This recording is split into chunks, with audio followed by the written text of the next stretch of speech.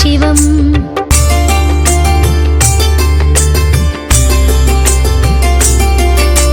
सर्वमङ्गलमाङ्गल्यं सर्वपापप्रणाशनं चिन्ताशोकप्रशमनम् आयुर्वर्धनमुत्तमम्। रश्मिमन्तं समुद्यन्तं देवासुरनमस्कृतं पूजयस्व पिबस्वन्तं भास्करं भुवनेश्वरम्।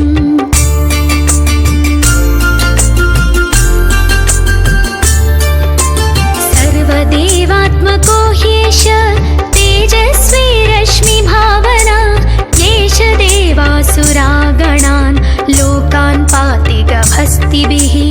एष ब्रह्म च विष्णुश्च शिवस्कन्दः प्रजापतिः महेन्द्रो धनदः कालो यमः सोमो ह्यपाम्पतिः।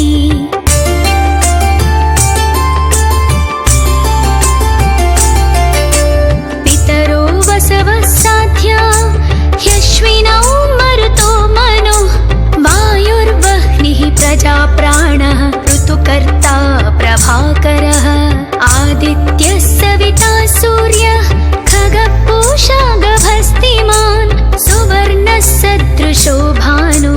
हिरण्यरेता दिवाकरः।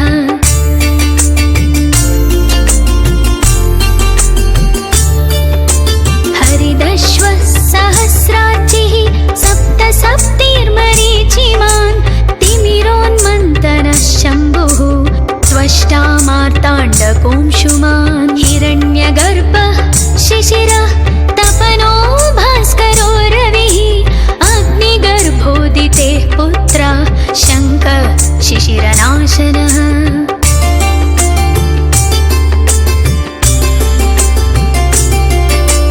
व्योमनाथस्तमो भेदी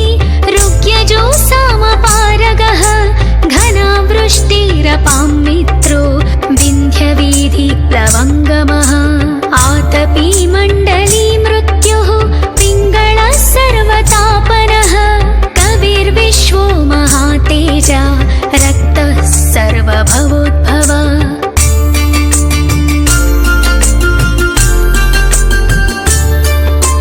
नक्षत्रग्रहताराणाम् अधिपो विश्वभावनः तेजसामपि तेजस्वी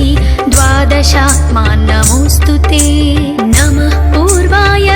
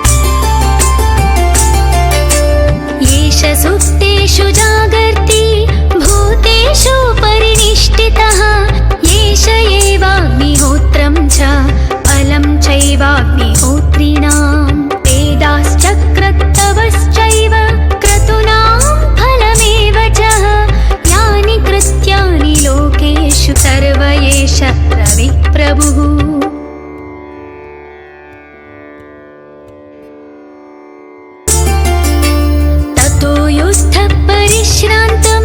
समरे चिन्तया स्थितं रावणं चाक्रतो दृष्ट्वा युद्धाय समुपस्थितं दैवतैश्च समागम्य द्रष्टुमभाग्यतोरणम् उपगम्य ब्रवीद्रामम् अगस्त्यो भगवान् ऋषिः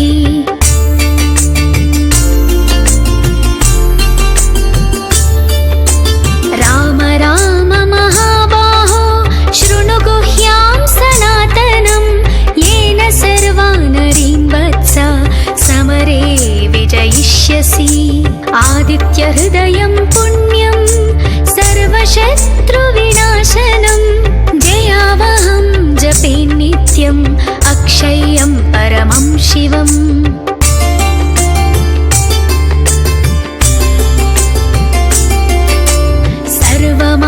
सर्वमङ्गलमाङ्गल्यं सर्वपापप्रणाशनं चिन्ताशोकप्रशमनम् आयुर्वर्धनमुत्तमम् रश्मिमन्तं समुद्यन्तं देवासुरनमस्कृतं पूजयस्व विवस्वन्तं भास्करं भुवनेश्वरम्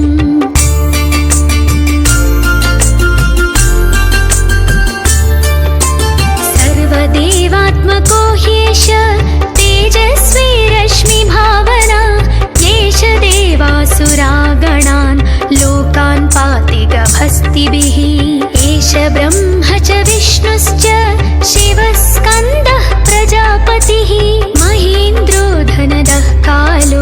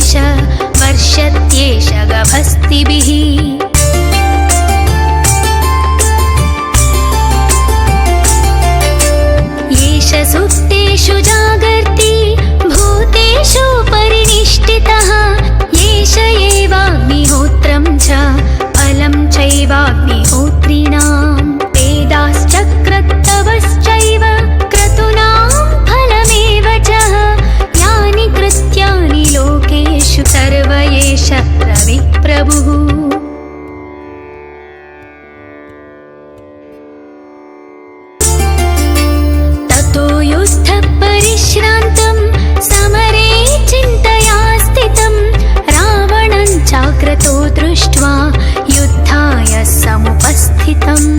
दैवतैश्च समागम्य द्रष्टुमभाग्यतोरणम् उपगम्य ब्रवीद्रामम् अगस्त्यो भगवान् ऋषिः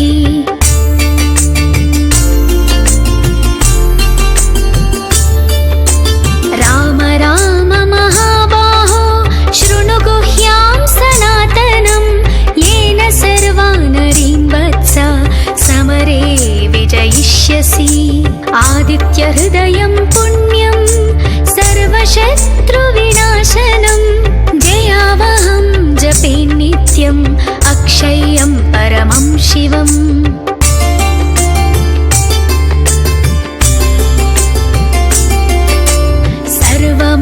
सर्वमङ्गलमाङ्गल्यं सर्वपापप्रणाशनं चिन्ताशोकप्रशमनम् आयुर्वर्धनमुत्तमम् रश्मिमन्तं समुद्यन्तं देवासुरनमस्कृतं पूजयस्व विवस्वन्तं भास्करं भुवनेश्वरम्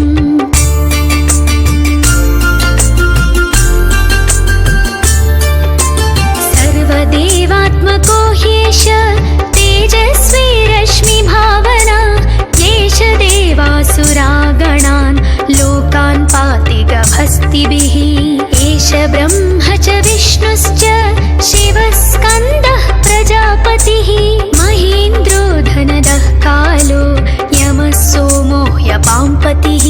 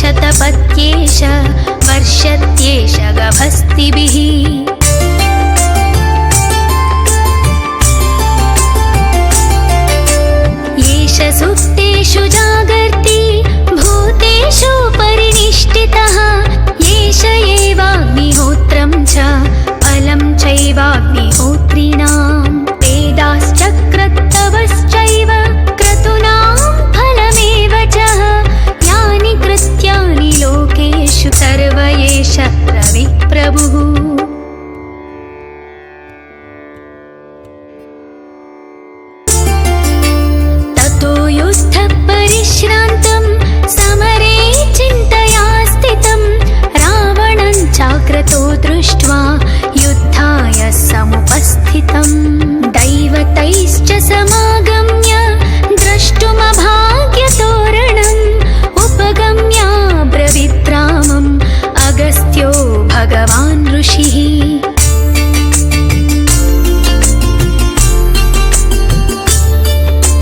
राम राम महाबाहो शृणु गुह्यां सनातनम् येन सर्वानरीन् वत्स समरे विजयिष्यसि आदित्यहृदयं पुण्यं सर्वशत्रुविनाशनम् जयावहं जपे नित्यम् अक्षय्यं परमं शिवम्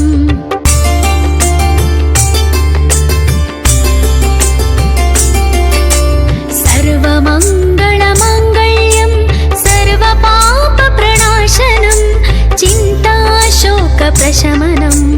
आयुर्वर्धनमुत्तमम् रश्मिमन्तं समुद्यन्तं देवासुरनमस्कृतं पूजयस्व पिबस्वन्तं भास्करं भुवनेश्वरम्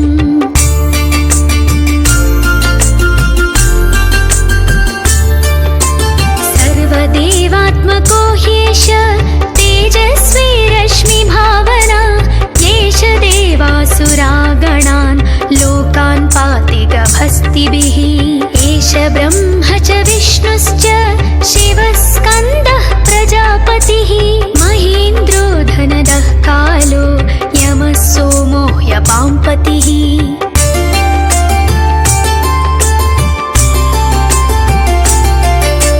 पितरो वसवः साध्या ह्यश्विनौ मरुतो मनो वायुर्वह्निः प्रजाप्राणः ऋतुकर्ता प्रभाकरः आदित्यः सविता सूर्यः खगपूषा गभस्तिमान् सुवर्णः सदृशो भानु हिरण्यरेता दिवाकरः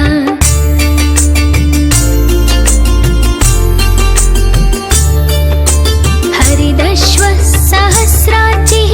सप्त सप्तिर्मरीचिमान् तिमिरोन्मन्तनः शम्भुः त्वष्टा मार्ताण्डकोंशुमान् हिरण्यगर्भः शिशिरः तपनो भास्करो रविः अग्निगर्भोदितेः पुत्रः शङ्खः शिशिरनाशनः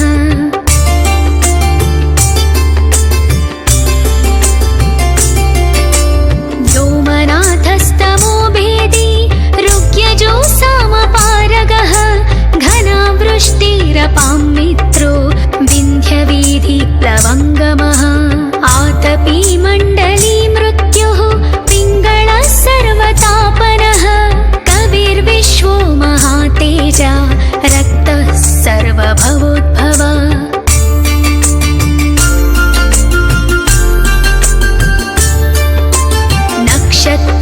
नक्षत्रग्रहताराणाम् अधिपो विश्वभावनः तेजसामपि तेजस्वी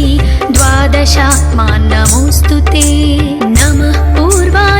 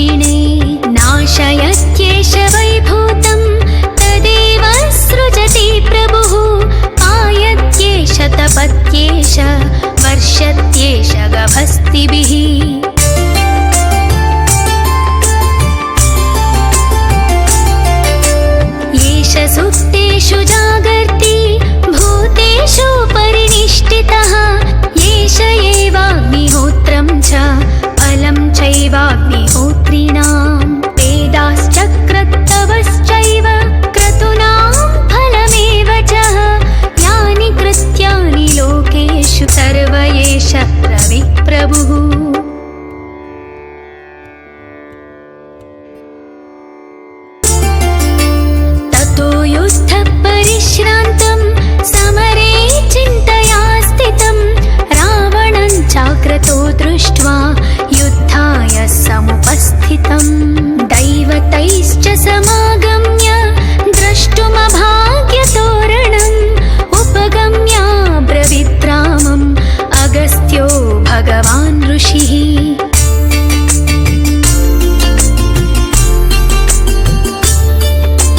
राम राम महाबाहो शृणु गुह्यां सनातनं येन सर्वानरीन् वत्स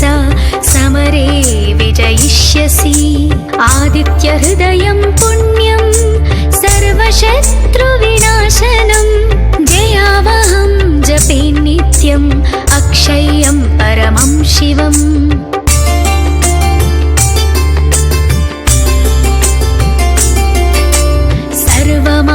सर्वमङ्गलमाङ्गल्यं सर्वपापप्रणाशनं चिन्ताशोकप्रशमनम् आयुर्वर्धनमुत्तमम् रश्मिमन्तं समुद्यन्तं देवासुरनमस्कृतं पूजयस्व विवस्वन्तं भास्करं भुवनेश्वरम्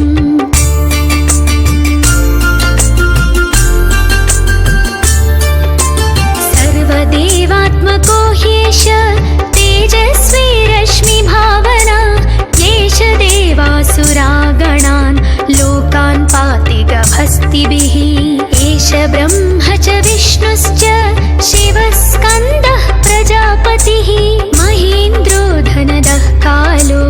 यमः सोमो ह्यपाम्पतिः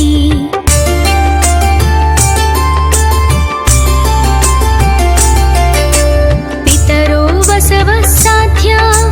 ह्यश्विनौ मरुतो मनो वायुर्वह्निः प्रजाप्राणः ऋतुकर्ता प्रभाकरः आदित्यः सविता सूर्यः खगः गभस्तिमान् सुवर्णः सदृशो भानु हिरण्यरेता दिवाकरः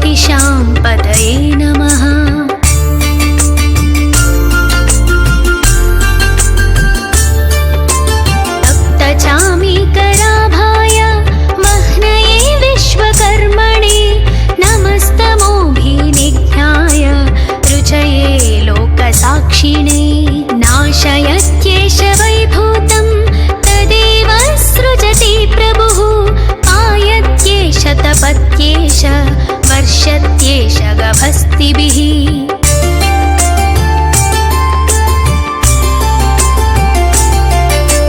येष सुप्तेषु जागर्ति भूतेषु परिनिष्ठितः येष एवाग्निहोत्रं च फलं चैवाग्निहोत्रिणां वेदाश्चक्रतवश्चैव क्रतूनां फलमेव च यानि कृत्यानि लोकेषु सर्व एष रविप्रभुः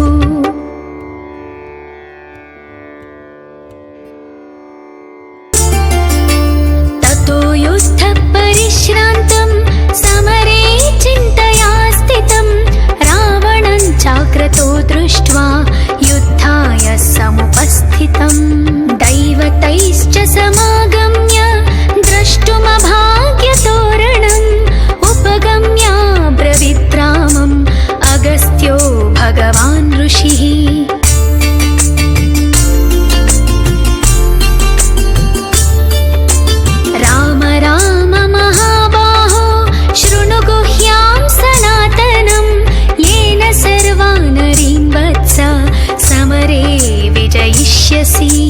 आदित्यहृदयं पुण्यं सर्वशत्रुविनाशनं जयावहं जपे नित्यम् अक्षय्यं परमं शिवम्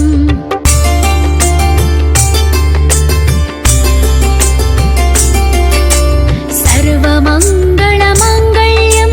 सर्वपापप्रणाशनं चिन्ताशोकप्रशमनम् आयुर्वर्धनमुत्तमम् रश्मिमन्तं समुद्यन्तं देवासुरनमस्कृतं पूजयस्व विवस्वन्तं भास्करं भुवनेश्वरम्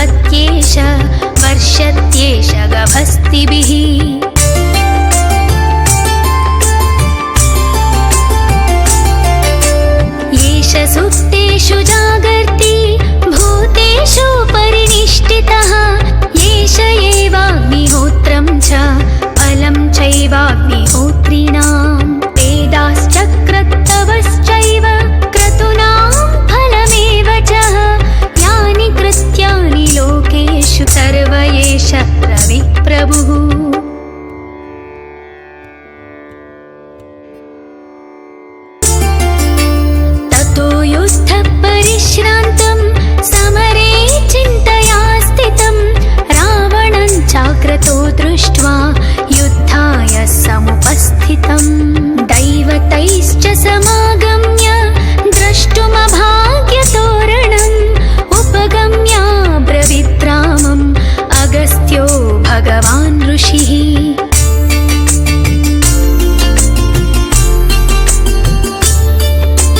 राम राम महाबाहो शृणु गुह्यां सनातनम् येन सर्वानरीन् वत्स समरे विजयिष्यसि आदित्यहृदयं पुण्यं सर्वशत्रुविनाशनं जयावहं जपे नित्यम् अक्षय्यं परमं शिवम्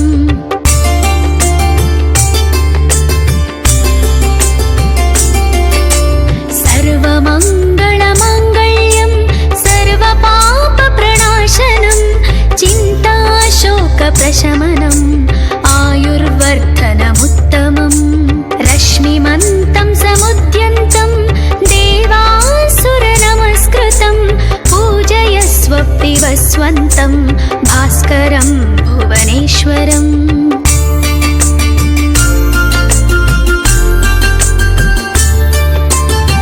सर्वदेवात्मको ह्येष तेजस्वी रश्मिभावना येष देवासुरागणान् लोकान् पाति गभस्तिभिः एष ब्रह्म च विष्णुश्च शिवः स्कन्दः प्रजापतिः महेन्द्रो धनदः कालो यमः सोमो ह्यपाम्पतिः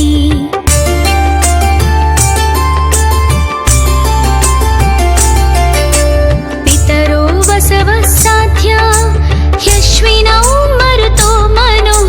वायुर्वह्निः प्रजाप्राणः ऋतुकर्ता प्रभाकरः आदित्यः सविता सूर्यः खगः पूषा गभस्तिमान् सुवर्णः सदृशो भानु हिरण्यरेता दिवाकरः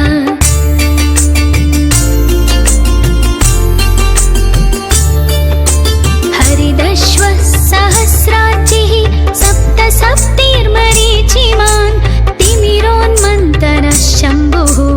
त्वष्टा मार्ताण्डकोंशुमान् हिरण्यगर्भः शिशिरः तपनो भास्करो रविः अग्निगर्भोदितेः पुत्रः शङ्खः शिशिरनाशनः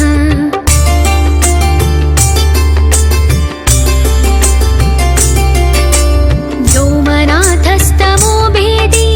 ऋग्यजो सामपारगः घनावृष्टिरपां मित्रो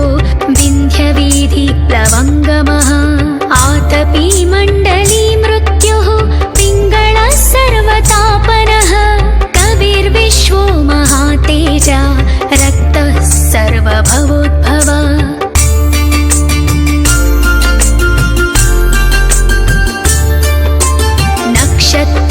नक्षत्रग्रहताराणाम् अधिपो विश्वभावनः तेजसामपि तेजस्वी द्वादशात्मान् नमोऽस्तु ते नमः पूर्वाय गिरये पश्चिमायाद्रये नमः ज्योतिर्गणानां पतये दीनाधिपतये नमः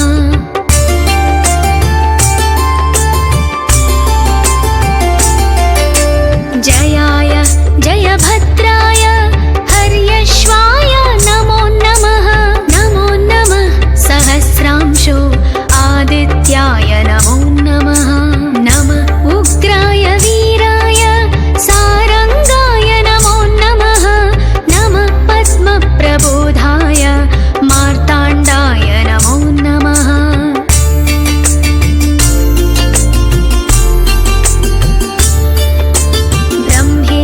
ब्रह्मेशानाच्युतेशाय सूर्यायादित्यवर्चसे भास्वते सर्वभक्षाय रौद्राय वपुषे नमः तमोज्ञाय हिमज्ञाय शत्रुज्ञाय मितात्मने कृतघ्नज्ञाय देवाय ज्योतिषां पतये नमः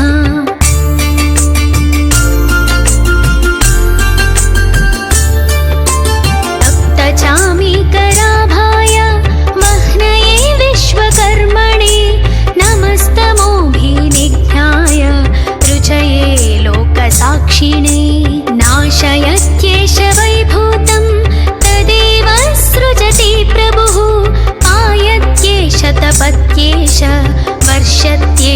प्रभस्तिभिः